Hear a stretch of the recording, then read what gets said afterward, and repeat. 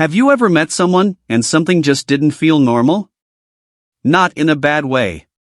Not in a dramatic way. But in a way you couldn't explain. It felt familiar. Even though you had just met them. Like you didn't need time to understand them. Like the space between you disappeared too quickly. And maybe it caught you off guard. Because connections aren't supposed to feel like that, right? They're supposed to build slowly. Step by step. Conversation by conversation. But this wasn't slow. It was instant. The way they looked at you felt like they already knew you. The silence between your words felt louder than normal. And for a moment, everything felt easy. Too easy. But then something changed. Not gradually. Not clearly. Just suddenly. They became distant. Quieter. Harder to reach. The same person who felt so open now felt guarded. And no matter how much you replayed it in your mind, you couldn't find the exact moment it shifted. So you start asking yourself questions. Did I say something wrong? Did I move too fast? Did I misunderstand everything? Because how does something feel so real and then disappear like it meant nothing? That's the part that stays with you. Not the connection itself, but the confusion after it. Because deep down, it didn't feel fake. It didn't feel imagined. It felt like something real happened. Something you can't fully explain. But you know you felt it. And maybe the most unsettling part is this. What if they felt it too?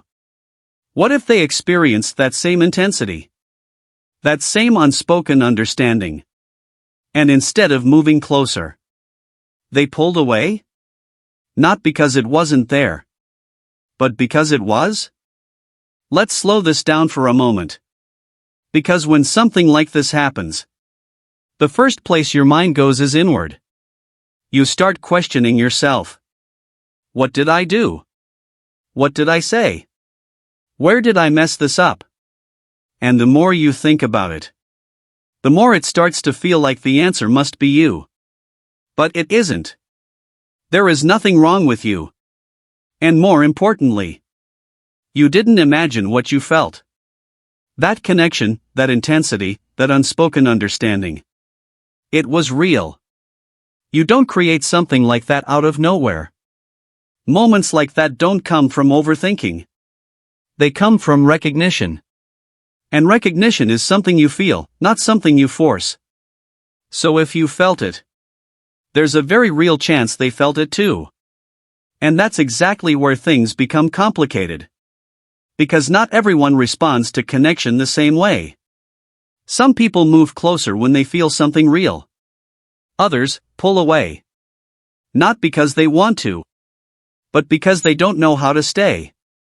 And this is where most people misunderstand the situation. They assume distance means disinterest. They assume silence means rejection. They assume pulling away means it didn't matter. But sometimes, it means the opposite. Sometimes, it mattered more than they were ready for. You see, most people don't just react to you. They react to what they feel within themselves when they're around you. And if what they feel is unfamiliar, intense, or deeper than what they're used to, it can create discomfort. Not the kind of discomfort that pushes someone forward, but the kind that makes them retreat. Because deep emotional experiences don't just feel good. They also feel exposing.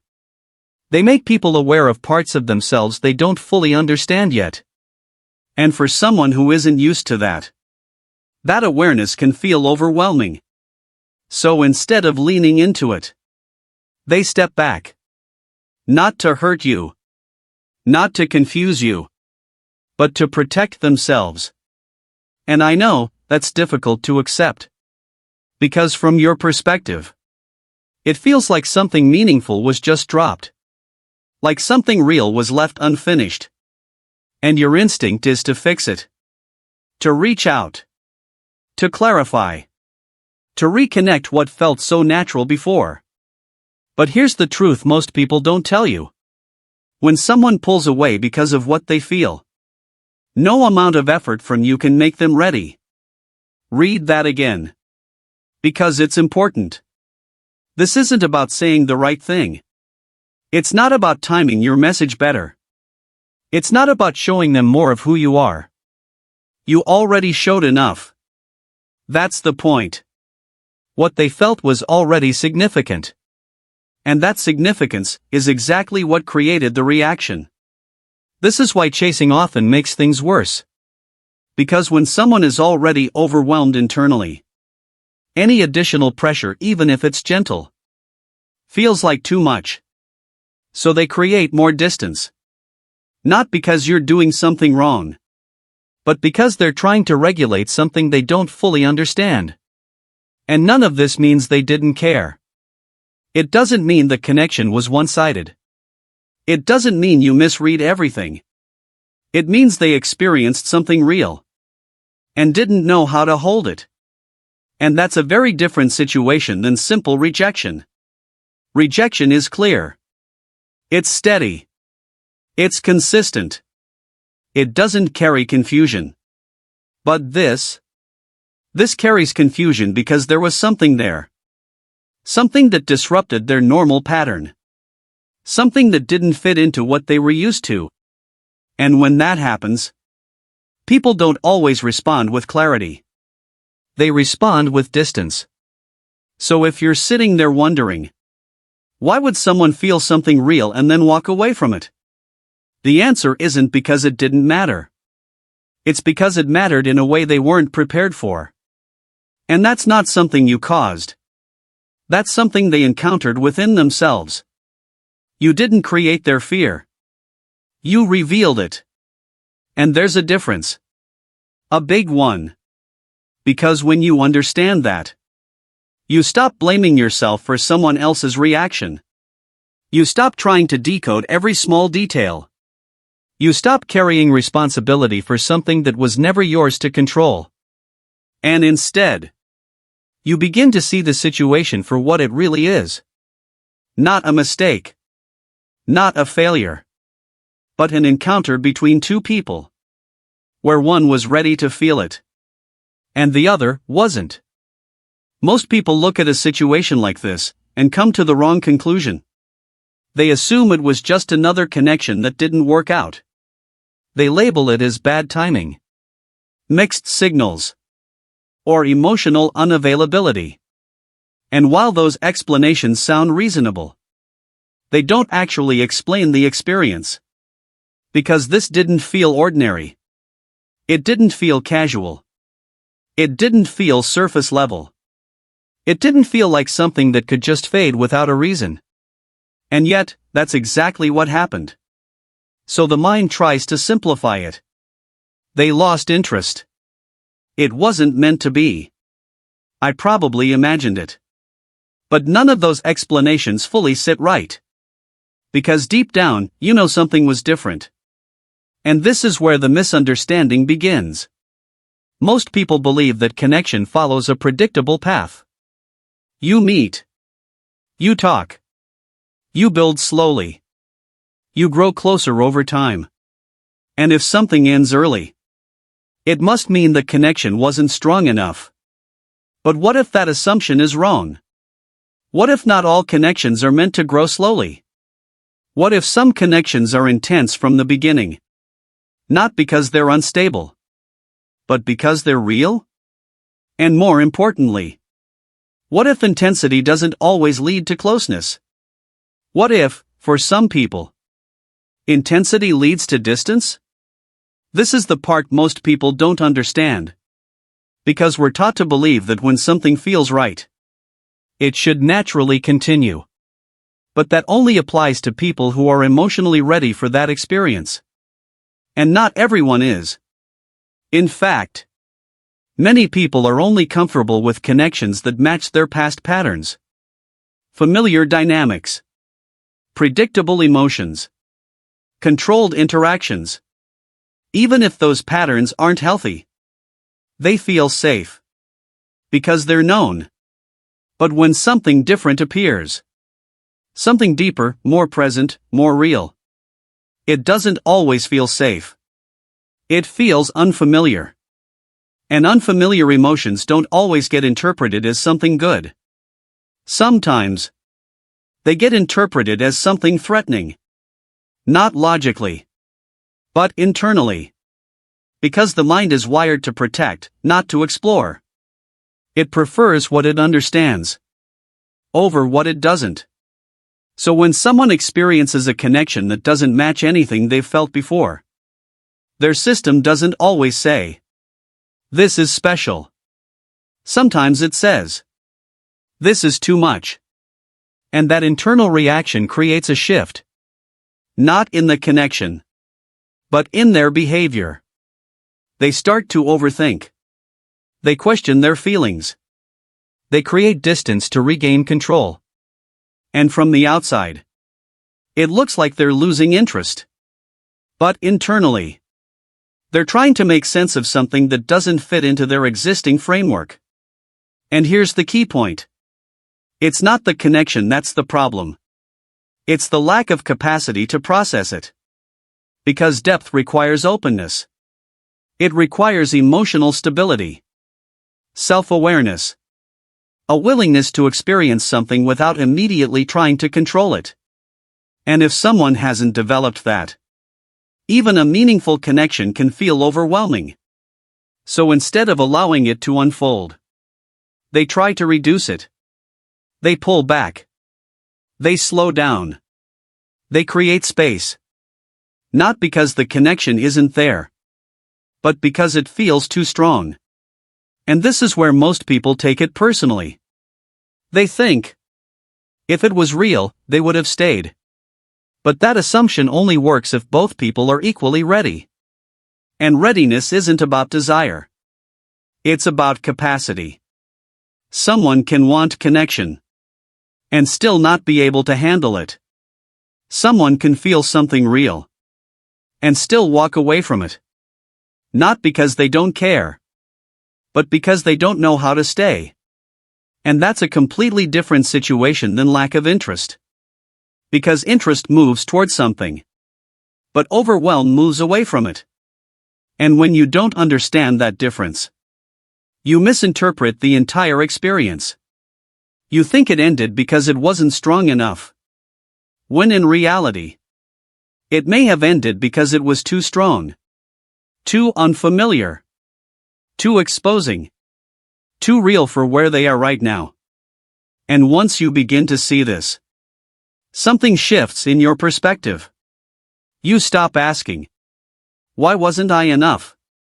And you start asking, "Were they able to handle what they felt?" Because those are two completely different questions. And only one of them leads to clarity. The other keeps you stuck in self-doubt. So instead of viewing this as a failed connection, you begin to see it as a mismatch in emotional readiness. Not in value. Not in meaning. But in capacity. And that distinction changes everything. Because it removes the illusion that you needed to do more. Or be different. Or somehow adjust yourself to make it work. It shows you that what happened was not about fixing something. It was about understanding something. Understanding that not everyone who feels something real knows how to stay with it. And that realization is where the confusion begins to fade. There is a deeper principle behind all of this. Something most people never stop to consider. Because it doesn't show up on the surface. It doesn't announce itself. But once you begin to understand it, everything you've experienced starts to make sense. At its core, this principle is simple. People don't respond to reality. They respond to what feels familiar to their subconscious. And that distinction changes everything.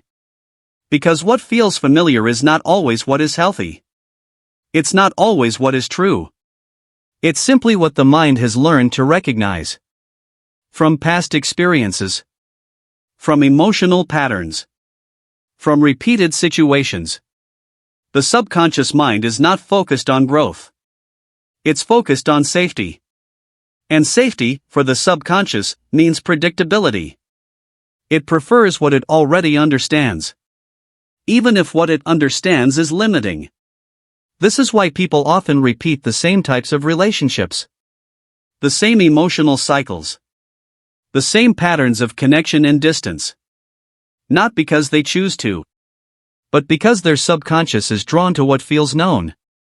And when something appears that doesn't match that pattern, something unfamiliar, deeper, more aligned, the subconscious doesn't always accept it. It questions it.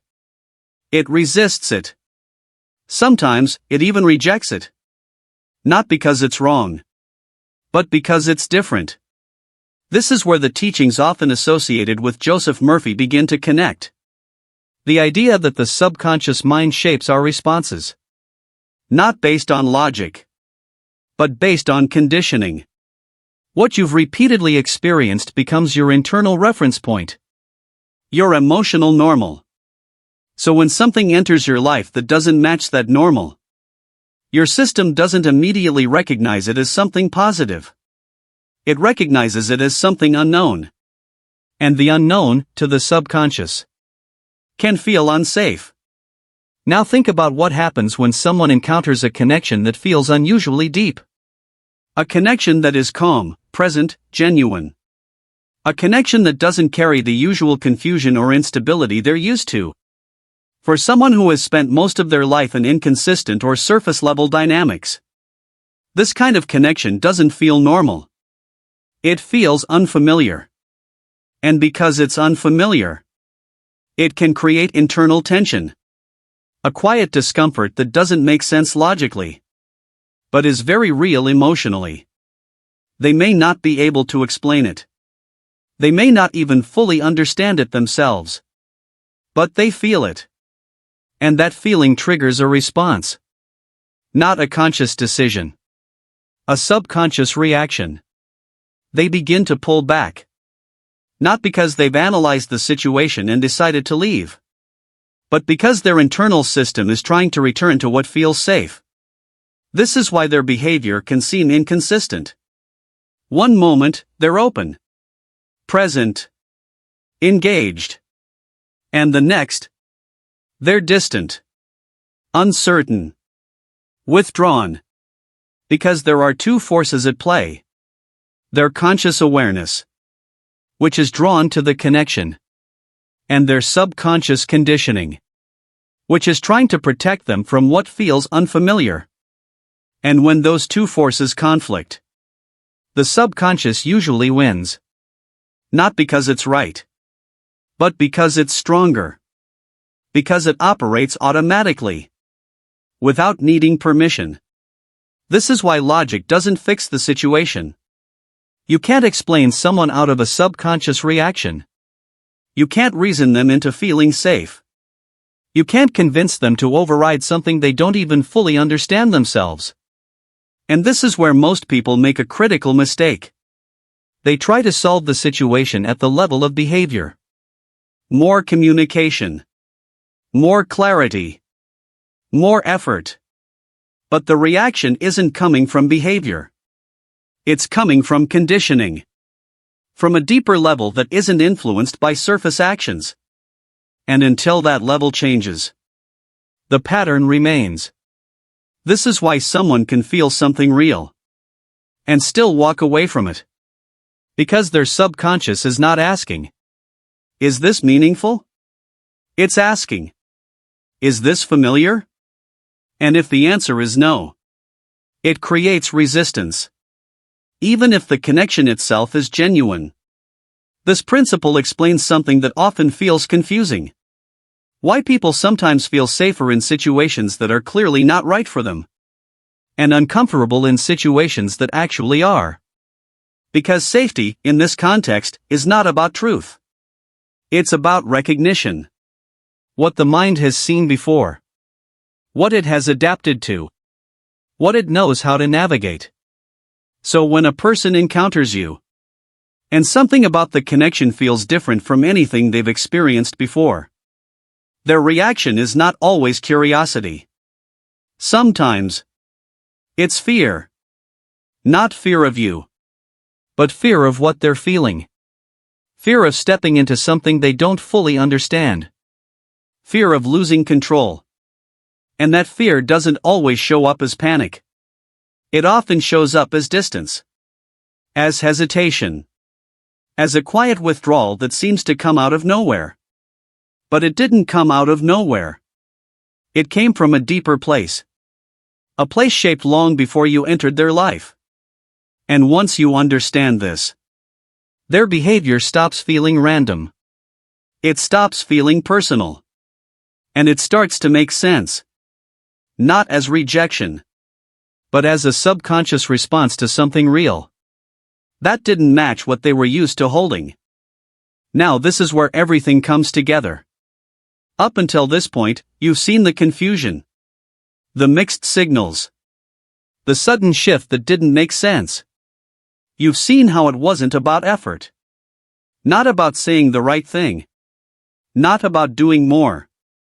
And you've seen how the subconscious plays a role. How people respond to what feels familiar, not necessarily what is real. But here is the deeper truth behind all of it. The thing that explains why this felt so different.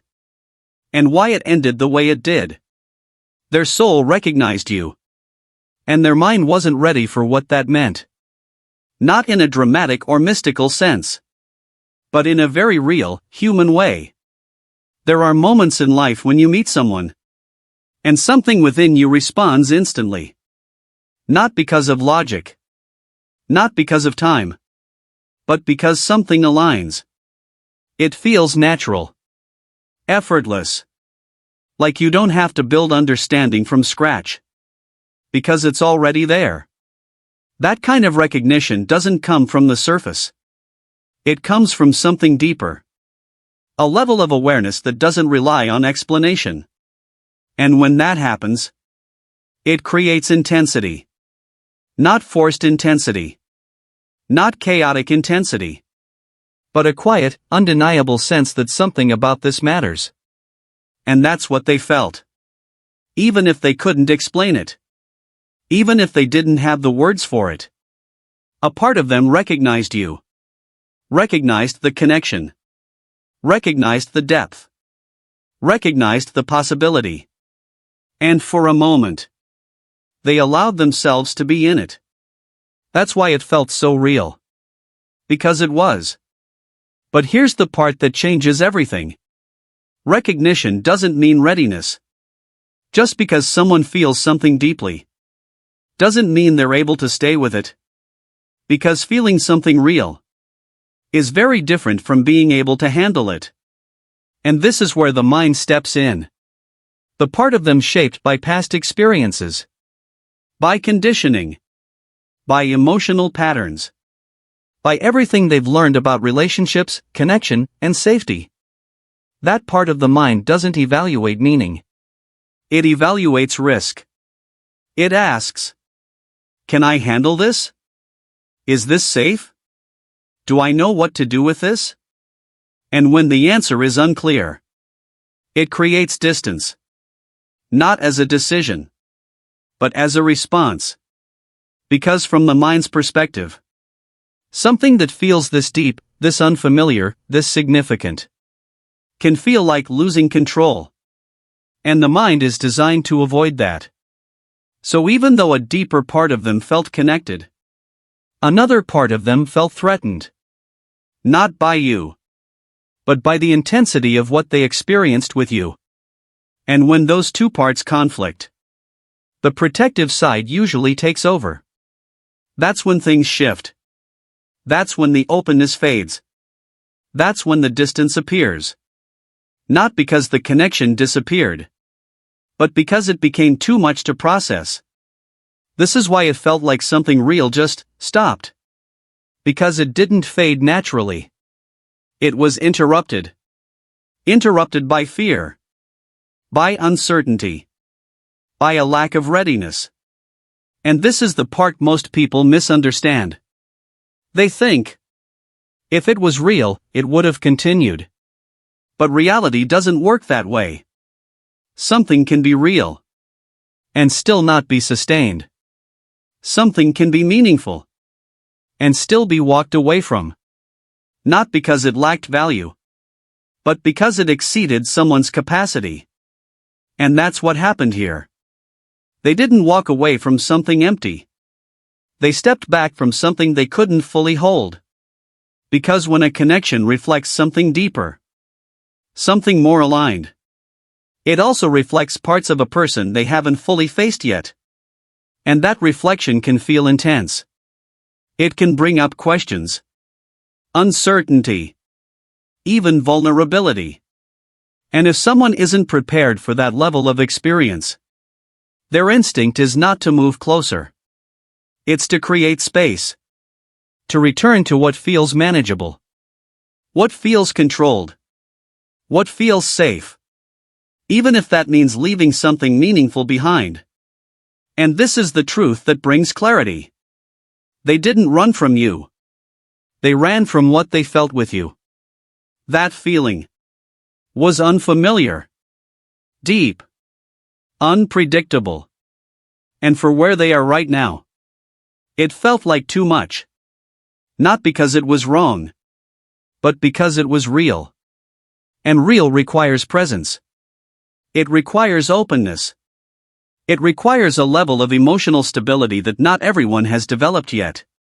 So instead of staying and growing into it, they stepped away from it.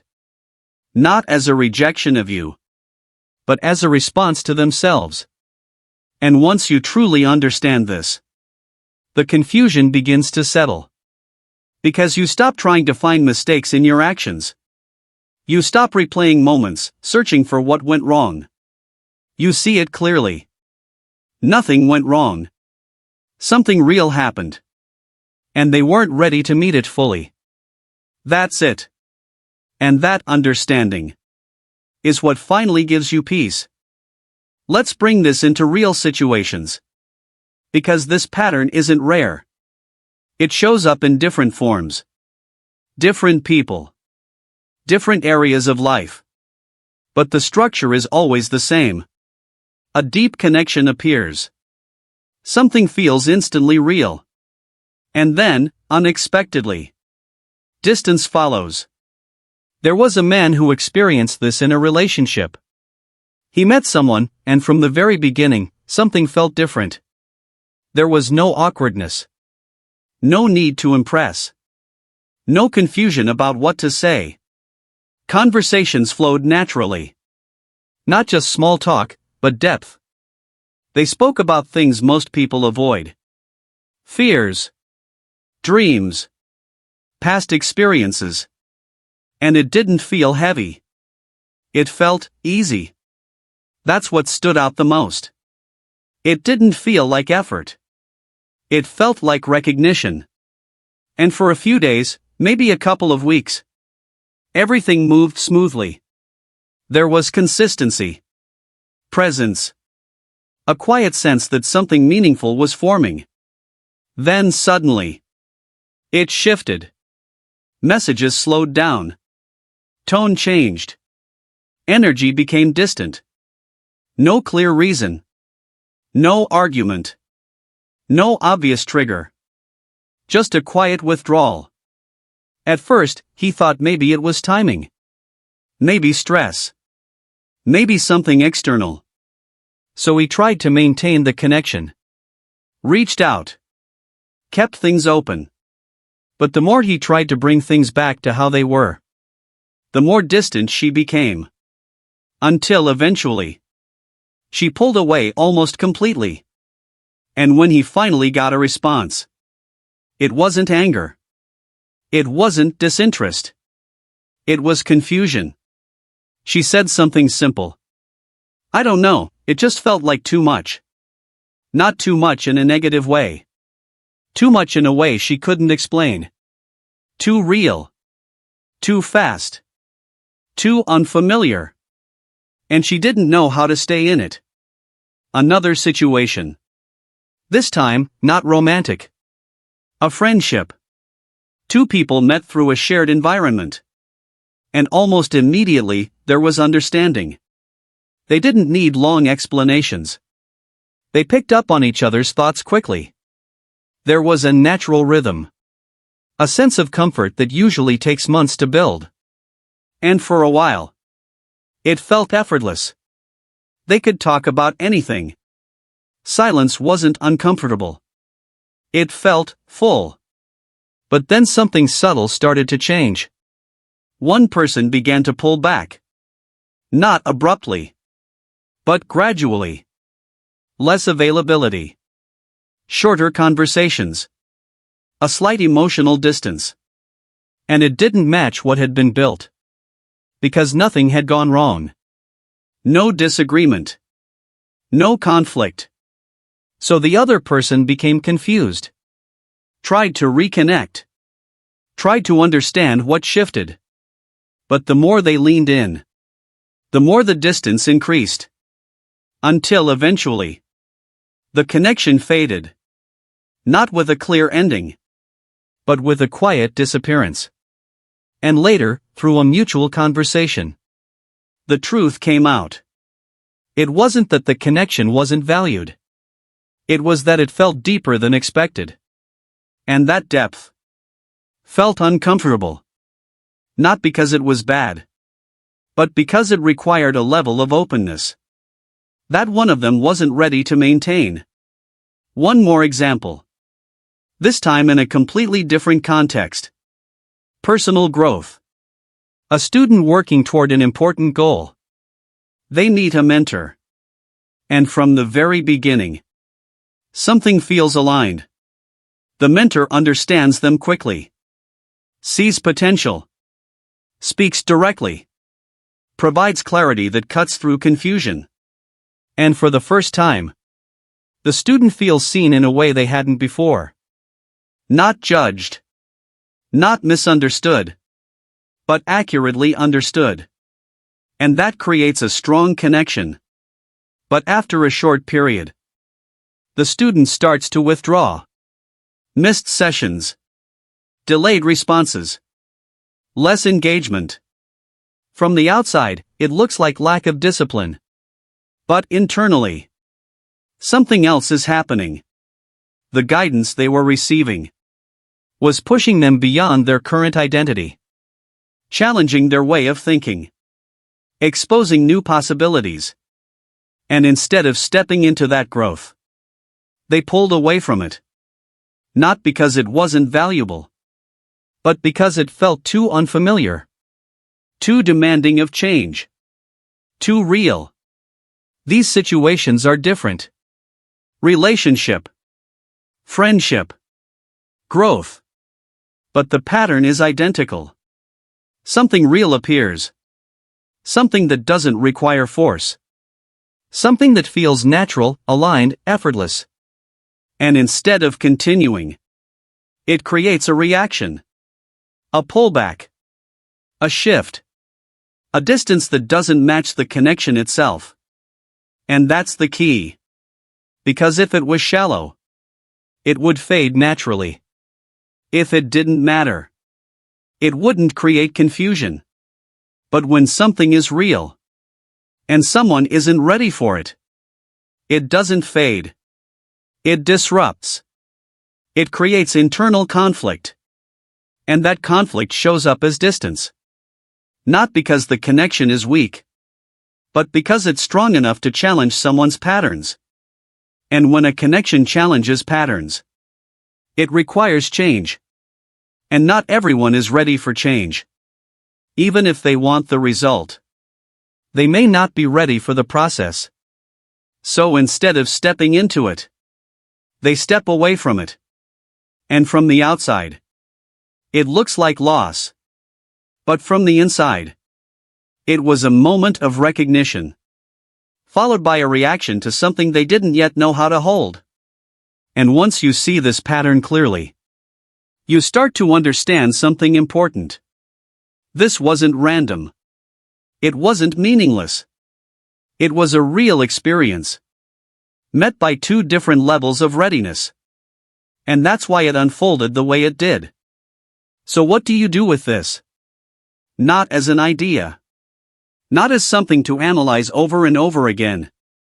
But as something you can actually live with, move through, and grow from.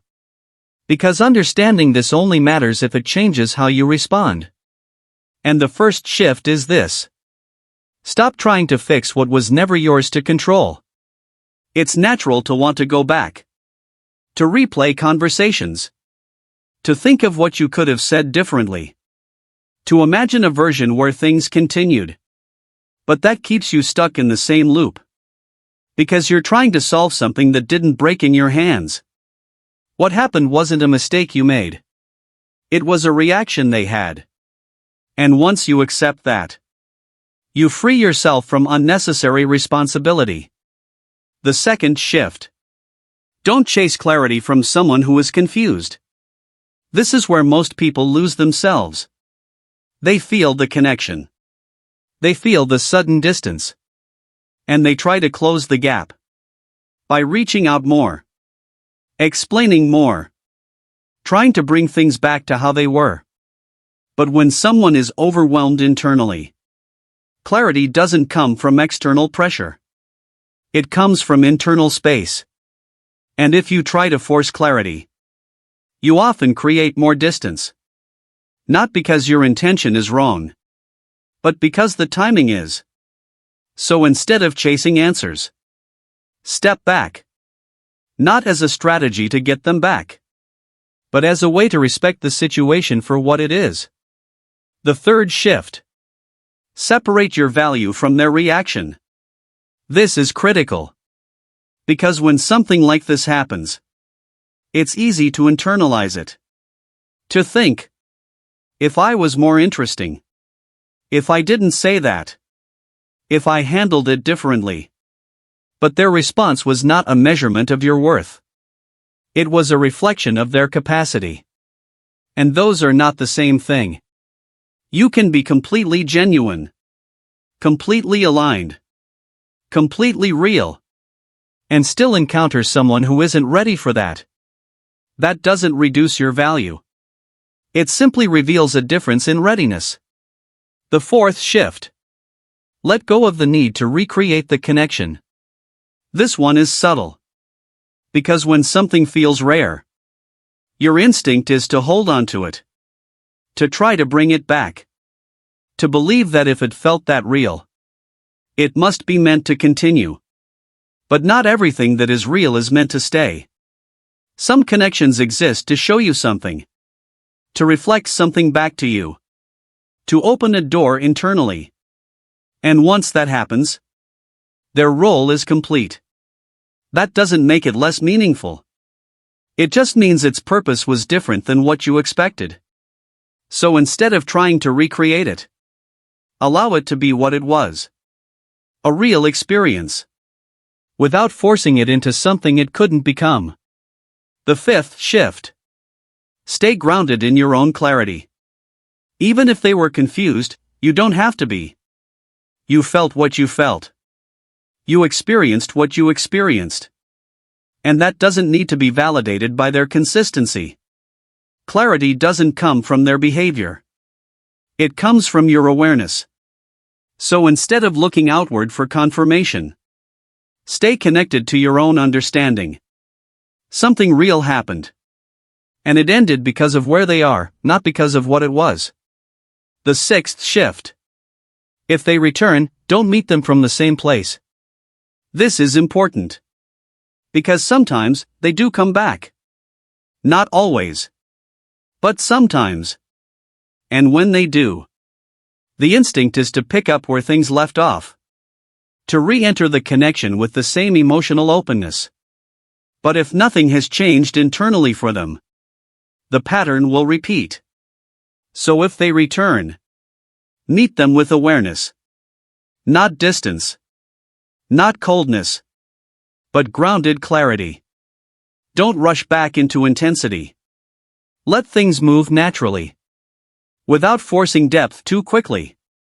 Because this time, you're not just feeling the connection. You're understanding it. And finally, the most important shift of all. Trust what you experienced, without attaching yourself to the outcome. This is where real growth happens. Because you're no longer denying the depth of what you felt. But you're also not losing yourself in it. You're able to say, yes, that was real. And at the same time, it didn't continue, and that's okay. That balance is what keeps you grounded. It allows you to appreciate the experience without becoming dependent on it. And when you reach that point, something changes. You stop chasing people who pull away. You stop trying to prove the value of a connection. You stop over-explaining yourself to someone who is unsure. And instead, you move differently. Calmly. Clearly. Without forcing anything. Because now you understand something most people don't. Connection alone is not enough. It also requires readiness. And when both aren't present, the right response isn't effort. It's awareness. And once you move with that awareness, you stop trying to hold on to what isn't stable. And you start making space for what actually is.